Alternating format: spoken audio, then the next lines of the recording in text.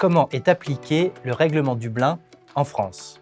Le règlement européen dit Dublin, dont la troisième version a été adoptée en 2013, établit des critères visant à déterminer l'État membre responsable d'une demande d'asile.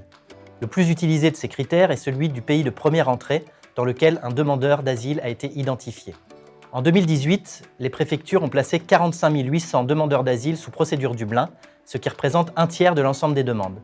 Il s'agit d'une augmentation de 10% par rapport à l'année précédente. Entre 2014 et 2018, le nombre de placements sous procédure Dublin a été multiplié par 9. Cette procédure prend donc une ampleur de plus en plus conséquente dans le système d'asile, mais sa mise en œuvre demeure toujours aussi incertaine. En 2018, 3 500 demandeurs d'asile ont été effectivement transférés au titre de ce règlement. Si l'on compare le nombre de personnes placées sous procédure Dublin et le nombre de transferts, on aboutit à un taux de transfert de seulement 8%, stable par rapport à 2017.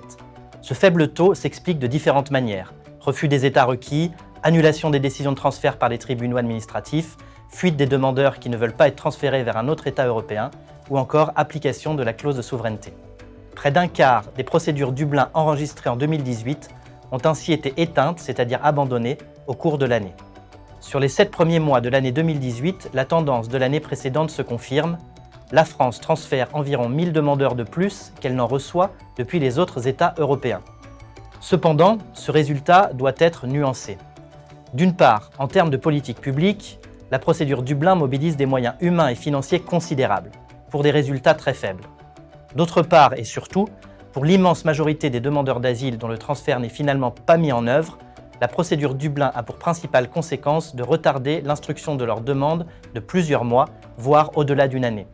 Cette procédure Dublin incite même certains à abandonner leur demande d'asile, alors que ces demandeurs pourraient être reconnus réfugiés. Enfin, elle impacte l'ensemble des droits liés au statut de demandeur d'asile, notamment en matière de conditions d'accueil, et place souvent ces personnes dans une situation de grande précarité.